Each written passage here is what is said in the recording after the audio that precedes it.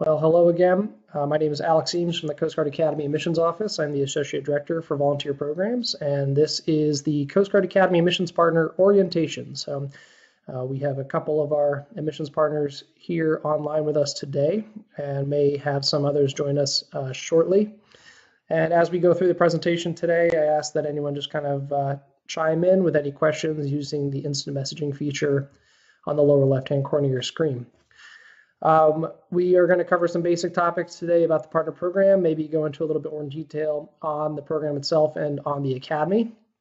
I also want to introduce who's not with us online today, but our volunteer program support, Ms. Megan Grills. Her picture is on the slide, and so is our contact information. So if you are a new volunteer to the program or an existing volunteer looking to get back in touch with our office, feel free to reach out to us by any means, either by calling our direct lines or our front office, which is 444-8503. So that's 860 area code for New London, 444-8503, or our direct lines, or using our email addresses. So today we're going to talk a little bit about partner basics, go into some information on outreach, and when you're out there speaking to students, kind of rules of the road, if you will. Talking about service culture, kind of what sets us apart in the Coast Guard, and I'll certainly touch on these as we go throughout if you are not familiar already, and then recap at the end as well. And then also go over kind of the quality of life piece when talking with students, what you want to sort of bring up with them as they think about their higher education opportunities, their undergraduate programs, and their career. So we're not just accepting students for a bachelor's degree, we're accepting them and hiring them to potentially be in a 10, 20, 30-year career commitment. And then, of course, last but not least, and this will be the final thing I leave with today, in the admissions partner role, you are serving as kind of both a marketing and a recruiting tool for the students. So in the sense of marketing, you are out there waving the flag. In the recruiting tool, you are creating the relationship and building the relationship with the applicant. And ultimately, you want to leave that applicant with a call to action. So we'll talk about the call to action in a little bit. So for program basics, the Coast Guard Academy Admissions Partner Program actually got its roots from an auxiliary program called the Career Counselor Program, which was established in the 1930s. In 2006, to meet the needs of the Coast Guard Academy Admissions Office, we brought the program back into our nest, into our fold, and established the Coast Guard Academy Admissions Partner Program to also incorporate not just Coast Guard auxiliaries, which are a very important part of our program, but also alumni, active duty, reservists, parents of cadets, and any friends of the Coast Guard Academy, any other military branches that want to participate. So we really wanted to kind of expand various roles and affiliations within the program and better suit it to the needs of our applicants and our staff. Currently, I think this was actually as of like yesterday morning, we're around 997 strong, so just under 1,000, and we're kind of going back and forth over that 1,000 mark. We're about a 26% female, 22% underrepresented minority participants, and both working to improve upon those figures to better meet the demands of an academy that now boasts close to a 40% female rate or female attendance, and a 36 to 38% underrepresented student population. Our affiliations in the partner program, we have about half of us being alumni, 38% or so are on active duty or reserve status, 25% are auxiliary, and 22% are parents of cadets. We have 66 state and regional coordinators. Those coordinators help as serving as kind of a liaison role, or a help to form that military hierarchy, that pyramid, if you will, as far as communications, outreach, expectations, and helping our office coordinate all the various responsibilities and roles that partners play throughout the year. So that includes interviews, college fairs, high school visits. It includes appointment presentations, AIM participation, all sorts of things. So those 66 state and regional coordinators are vital to the success of our program, They contribute a few, if not dozens of more hours every month to the volunteer service in order to ensure that many of these events are successful and that the outreach and student needs are met. We have 2 interview coordinators, currently Ms. Paula Smith in Alaska and Mr. Walt Hansen in Tennessee, who's also the state coordinator for Tennessee.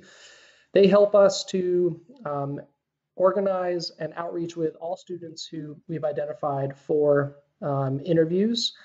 And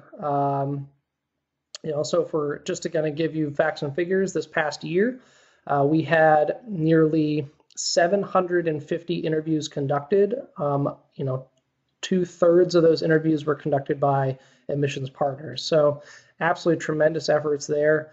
And those 2 individuals were paramount to the success of our interviews this past admissions cycle. The selections for admissions partner program are sort of a holistic process. When it comes to the auxiliary members joining, they may go through a bit of a screening or vetting process through Mr. David Sott and Mr. Tracy Schultz, or the Commodore Schultz. So they'll sign up for our program, much like you 3 did, and then go through sort of a selection process to ensure that they are in the program for the right reasons, to help out the students and to help out the academy.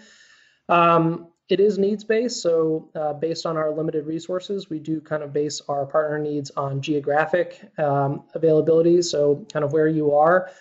You'll see potentially in a slide or 2 just where we are, but we have lots in Florida, lots in Virginia, lots of partners in California, up and down the East Coast. Where we lack, though, is kind of in the breadbasket of the country, around the Great Lakes, landlocked states, surprise, surprise. So always looking to expand there. So if you know of anyone interested in the program, please be sure to post on social media and push our program out for others to get involved. And the last piece I'll bring up here, which will also be, it was a past webinar and will be part of the next newsletter, is the AMOT program. So AMOT stands for Academy Minority Outreach Team, which is a subset of individuals within the partner program, currently at around close to 100 strong. And our AMOT team helps to outreach and recruit underrepresented first-generation college-going students who are applying or thinking about applying to the Coast Guard Academy. So an invaluable team, mostly active duty and reserve members in the Coast Guard.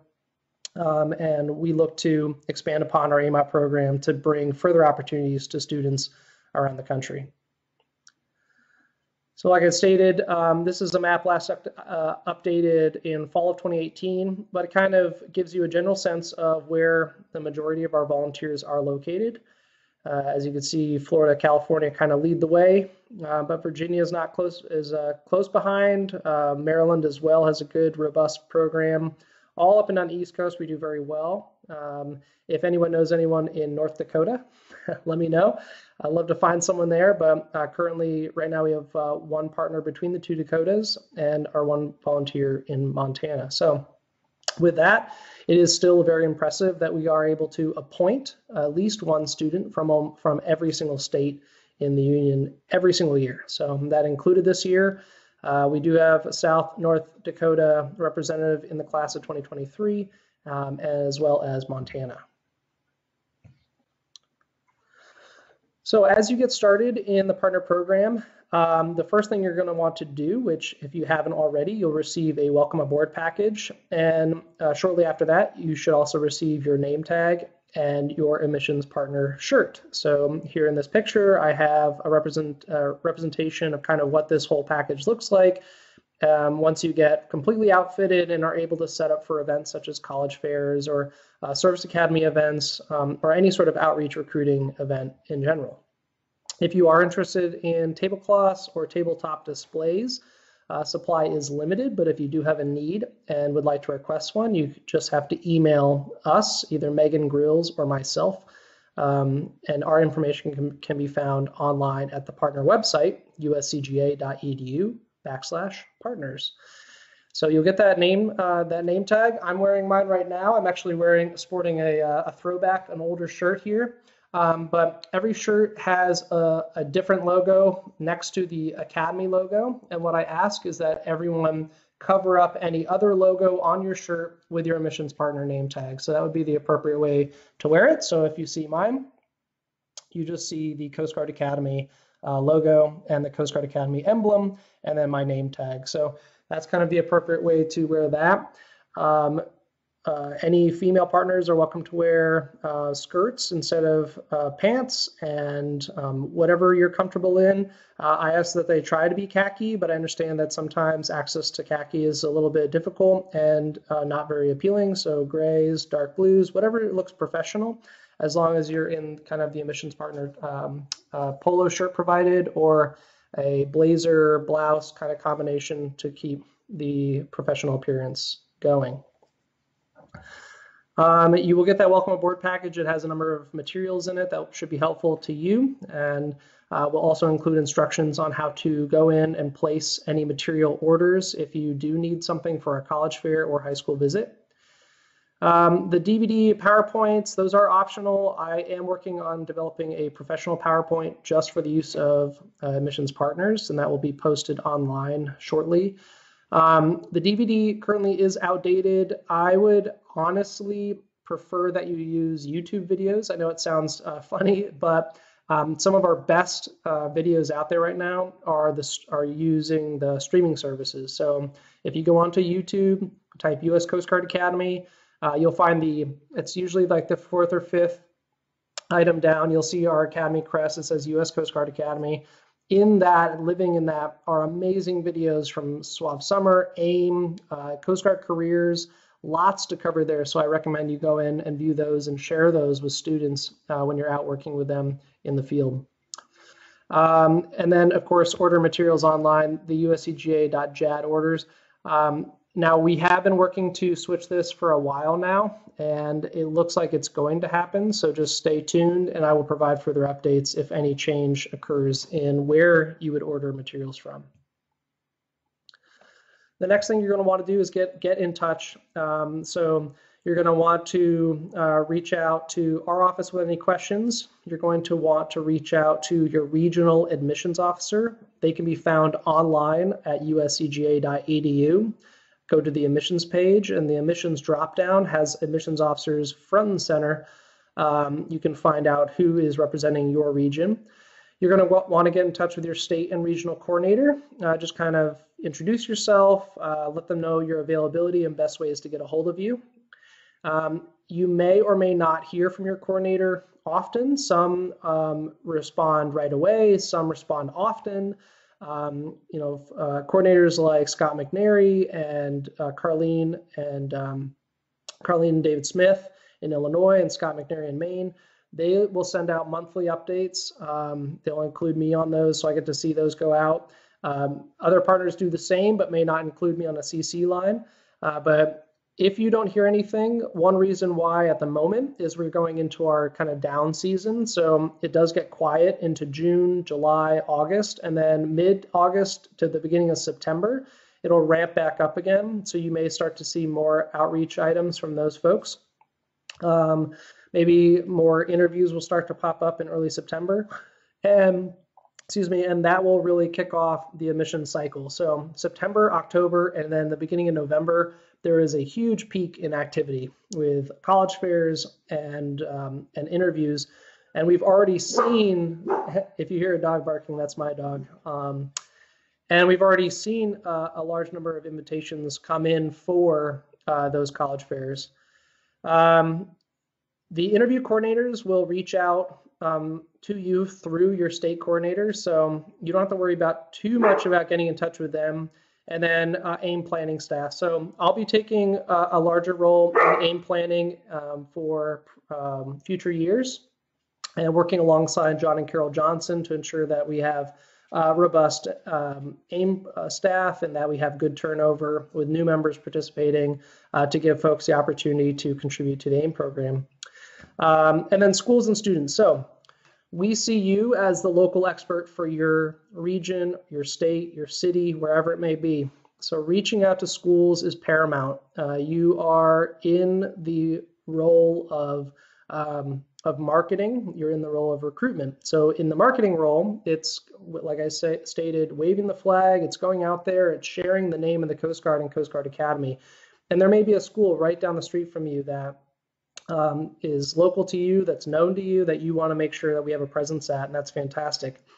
Another great resource to go onto and check for high schools is the U.S. News World Report for top STEM schools. You can search by state and find any top STEM schools, which is science, technology, engineering, and math. And those are very helpful to get into, to create relationships with, talking with guidance counselors, talking with teachers, talking with administrators, to ensure that they have appropriate information, resources, and access to your information so they can get in touch if students have questions. All right. The next thing is to get informed. So you already went through your admissions partner training to get into the program. That's fantastic. Congratulations. And I host these webinars on a pretty regular basis. So this is our welcome aboard version, the orientation, but I have all different topics covered, recorded, and posted online. So you can either view them live or view them recorded after the fact. You can use our online resources, uscga.edu and the uscga.edu/partners. I also encourage you to look at the UVisit. It's a virtual tour of campus. So if you live in a landlocked area or one where the Coast Guard's not very prevalent, or one where students may not be able to travel to CGA, I recommend going in, checking that out. And along with the campus UVisit, you also have the Coast Guard Academy career UVisit. So you can get into the engine room, onto the helicopter. You can see what in a virtual experience what those opportunities are for students. Use your Bearsden account and check that. The items that I update most frequently in Bearsden exist in the documents section of your Bearsden account. So log in, check out the documents section. Items that you'll see updated pretty often are training modules, interview lists, appointment lists, AIM lists. So those all exist in the documents section of your Bearsden account. So get in, check them out. And please, if you do see kind of names, cities, states, things like that, that is personal identifiable information. So just be mindful and to protect that information and not to share it with anyone outside of the program. And really, it doesn't need to leave kind of that domain. So you can keep it there. If you need information, just go in, grab it from there, but essentially leave it in the document section of your Bearsden account. I already touched briefly on the YouTube training videos. Those are available online. You'll want to research your local schools, and I did provide all coordinators with a CGA school list, so they can provide you the names of those schools if there is a school of particular importance that we want to create and establish relationships with. But there are search engines out there to find excellent private and public and parochial schools that provide a solid STEM foundation, science, technology, engineering, and math for students. And then from a local representative's perspective, I recommend getting in touch with your congressional office. Your representative is involved in a nomination process for the other academies. Now, the Coast Guard Academy does not have a nomination process, but we want to make this opportunity available to their constituents. So make sure that they are aware that you exist, that you're in the local area. You might be, a second or third admissions partner who's reached that office, but at least they know that the resource exists out there. So that's something that you can absolutely do on your own, just to kind of introduce yourself to their congressional academy staff. And then last but not least, ask questions. Ask lots of questions. I am constantly responding to emails, phone calls. Bruce, I know you give me a call occasionally. We get to talk on the phone. I am pretty approachable. I don't bite, so please go ahead and ask us any questions. Megan is very approachable. She's always checking her emails, responding to things, so ask us questions. All right, so just a general walkthrough of our website. So what you're looking at right now is where you'd find the login to your Bearsden account. So you go to the uscga.edu homepage, and this is what it looks like. You would click on the upper right-hand corner where that X currently is on the screen. That's typically 3 parallel bars, horizontal, and you would click on that. The X appears and the drop-down menu appears. And right in the middle of that drop-down menu, it says Bearsden Login. Now, I will include this link in most of the monthly newsletters that go out, but in case you don't see that, this is where you're going to find your Bears Den login. You can find lots of cadet and academy information here online, including articles about CGA that are updated pretty frequently by Stephanie Senkow, one of our staff members. You can find cadet blogs. You can find all sorts of information here to assist you in learning more about CGA and also the students that you work with to learn more about CGA. When you log into your Bears Den account, the home screen is going to look something like this. So you'll be able to see things like, and see the links across the top there, my Bears Den profile if you need to update any information, my events, meaning any event that you're registered for or have been invited to, like AIM or other training opportunities. Let's see what else. You will have access to frequently asked questions and partner documents. So on the right-hand column there, about halfway down, you see partner documents. That's one of the most important sections of your entire Bears Den account. You can kind of choose a date and see kind of what your objectives should be for that month, but the document section is very important. And then, of course, on the bottom left-hand corner of the Bears Den account, you'll see search for events, my events, submit event summaries, and submit interview summary forms. Submitting those event summary and interview summary forms are crucial to the success of this program. We need to track what you're doing. We need those forms submitted. The event form and interview form can also be accessed through the partner website. So uscga.edu/partners, you can find the event and interview form there. So please, when you're complete with an event or complete with an interview, within 24 hours, I ask that you go in, submit the summary, submit the interview report, and send those into our office. It's very helpful to us. It's very helpful to tracking your involvement, and we want to get people recognized for what they do.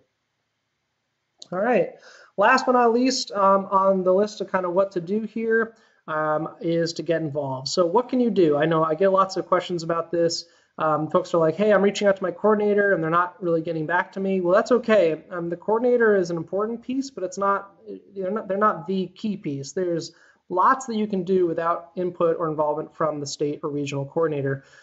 You can plan and execute these high school visits by contacting local high schools.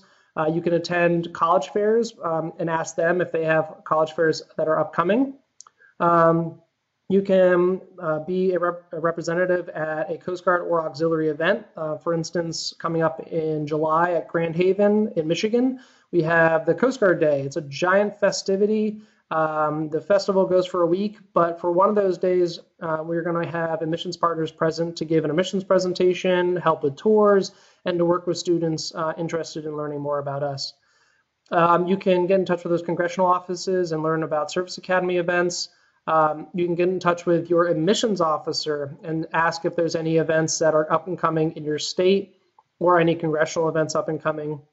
You can get involved in the interview process.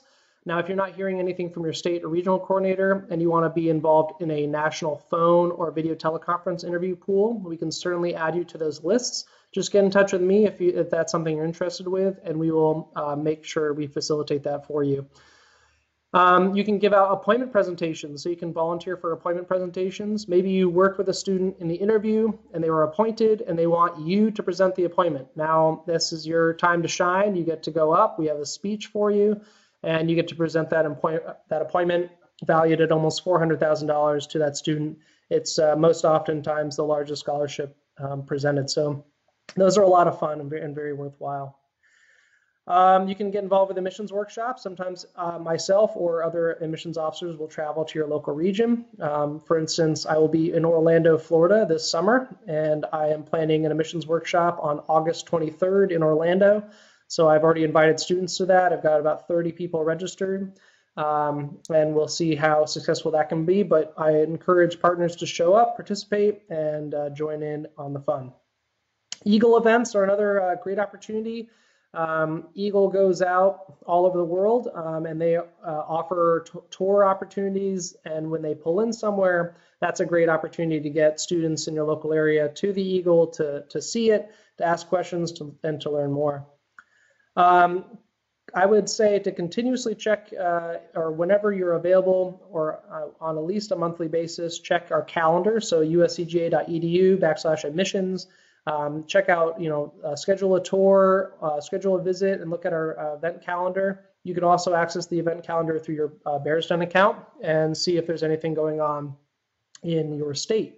So you are the messenger, and we ask you that you go out and spread the good word of the Coast Guard and Coast Guard Academy.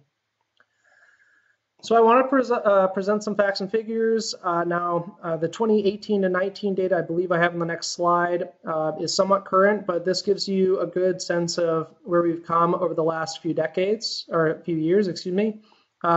We, as an organization, typically attend about 1,400 to 1,500 events a year. So far this year, our volunteers have attended over 1,750 individual recruiting and outreach events. So we are well on our way to another stellar year.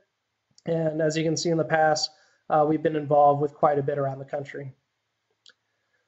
So I keep track of sort of dollars and cents of everything, who's in the program, who's coming, who's going. I try to keep track of reasons why. We keep track of individual events, what we've been attending, and then try to break that down into kind of more of a tangible, dollars saved. So in the activity that I recorded in 2018, of all that activity, our admissions partners helped our office save nearly $100,000 in recruiting and outreach, not to mention travel and any per diem costs that were saved. But this is just purely a dollar to hour ratio. So really tremendous efforts there by everybody. And then we keep tabs on the quality interaction. So a quality interaction is essentially a one-on-one or a small group discussion. Sometimes you'll say, there were 10,000 students at this event, but you may only have quality interactions with 20 students. So that's an excellent number. That's wonderful to report. So essentially we're gaining exposure to a potential 10,000 person audience, but then having quality interactions with at least 20 people. So that's fantastic.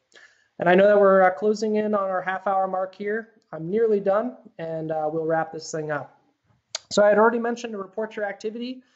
Please do so. Here are some of the resources to report activity, whether it's through your partner page, through the event form, or through the interview form, or by emailing activity to megan.m.grills or myself. And then if you are an auxiliary member, we ask that you also report it in the Aux data system under either 90 or 90 alpha codes. So if you're an auxiliarist, you know what that means.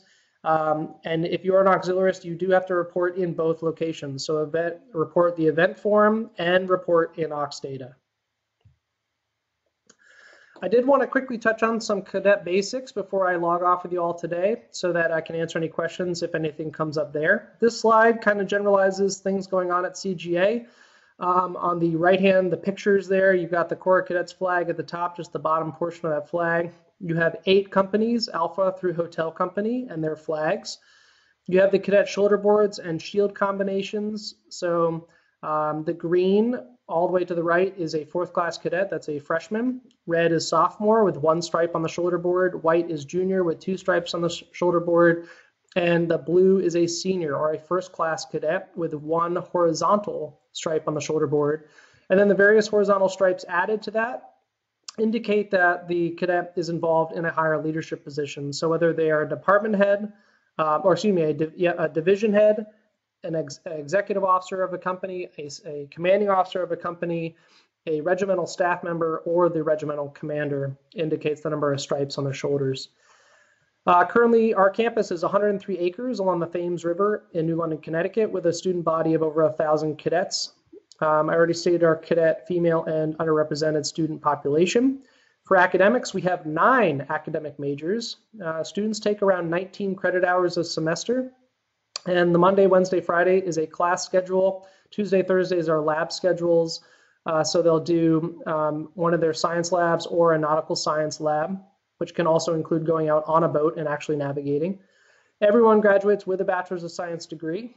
And then with athletics, students must compete in 2 out of 3 athletic seasons. This does not mean they need to be a varsity athlete. I was a club athlete, and then I played intramural sports, meaning those are the intercompany, like ultimate frisbee, flag football type of things. It's mainly to get you out of your room, active, engaged with your classmates, and just kind of blowing off some steam and keeping healthy. And that comes into the physical fitness component, which you take an exam once a semester. You do not need to be a varsity athlete, I mentioned that. And then some music and the cyber program also counts as an athletic credit. You can play one varsity sport, and in some cases that covers 2 varsity seasons. So like for swimmers, for example, or basketball, that often covers 2 athletic seasons, which meets their athletic requirement. We do compete at the Division III level for the NUMAC, New England Women's and Men's Athletic Conference, for the NCAA varsity sports, except for sailing, rifle, and pistol, which are Division I programs. And then for the military, I touched on some items. The Corps Cadets leads the Corps. We touched on cadet ranks. There are multiple summer training experiences, and I encourage you to get into the documents section of your Bearsden account to view those training modules that go over some of those things. And then every student does graduate with the opportunity to earn their 100-ton commercial captain's license through their nautical science courses at CGA. One military thing you'll pick up on too on the pictures on the right, the bottom picture is of the running light. So that is the little indoctrination booklet that every cadet gets when they report in for SWAB summer. That 7-week indoctrination program before they start their cadet years. 7 out of 200 weeks is 3% of their time as a cadet. And in my opinion, it is the easiest 7 weeks of their entire life. You just sleep 6 hours a night, eat 3 meals a day, and just do as you're told. I went through it. If I can survive it, anybody can survive it. So that's SWAB summer. So we're at the end of our presentation now. Again, your role as admissions partners is primarily information dissemination. That is marketing. So marketing means going out and waving the flag and sharing all the great things about Coast Guard and Coast Guard Academy. Recruiting goes a little bit deeper than that. So recruiting a student is when you start to develop a professional recruiting relationship with that student. That can happen at the interview phase. It can happen at the marketing phase. When you meet someone, they might say, hey, can I get in touch with you to ask you more questions? Or can we meet up at a professional setting at a later time to discuss Coast Guard Academy opportunities? That's recruiting. So oftentimes, the same partner who meets the student first and then interviews the student is the one presenting the appointment to the student and then the one going to graduation to say congratulations 4 years later on. That's recruiting. But marketing comes first and foremost to get information out there about the Coast Guard and Coast Guard Academy. So you want to touch on when you're talking to these students and touching on Coast Guard Academy opportunities with the students, service culture. That is a big key phrase that I often use talking to students, and it's something they don't think about. Have them meet folks on active duty in the various branches they're thinking about joining, and not like Uncle Smith who was in the Navy or Aunt Marie who was in the Air Force. Have them meet current active duty folks and talk to them about their experiences, and they'll start to develop in their minds this idea of service culture. Every service is different. We all kind of have unique missions. We all kind of, like right down the line here, have different qualities of life, and we fight different wars. And something that can be asked is, what war do you want to fight? And they will look at you kind of strange and say, well, the Coast Guard doesn't fight any wars. Well, not necessarily. We fight wars every day, whether it's against the clock on a search and rescue mission, or weather, or natural disaster, or narcotics, or whatever it may be, stemming the flow of human trafficking. Those are all wars that we fight constantly, and our missions shift day to day, hour to hour, minute to minute. So those are important things to talk with students. And then last but not least, you leave a student with a call to action. So welcome to sales. At the end of your conversation with a student, a call to action is necessary. So if you're at a college fair, that call to action may be to ask the student, have you created an account with us? No. Well, tonight I'd like you to log on and go in, view our website at uscga.edu and create an account. That's it. You're going to get additional information. You don't have to do anything more than that. That call to action for someone with an account may be to apply, or it may be to reach out to their admissions officer and ask a question or introduce themselves. For the student who's applied, a call to action may be to follow up with their letters of recommendation writers, or to take their PFE, their physical fitness exam, or to finish their medical requirements. So always leave a student with a call to action.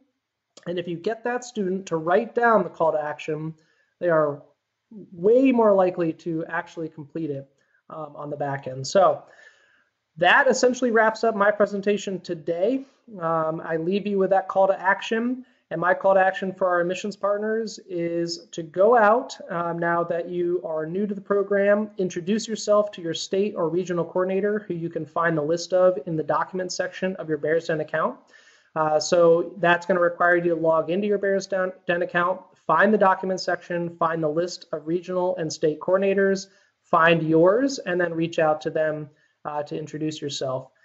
And I will be updating that list as well as we get new folks in this summer. We are in a bit of a transition.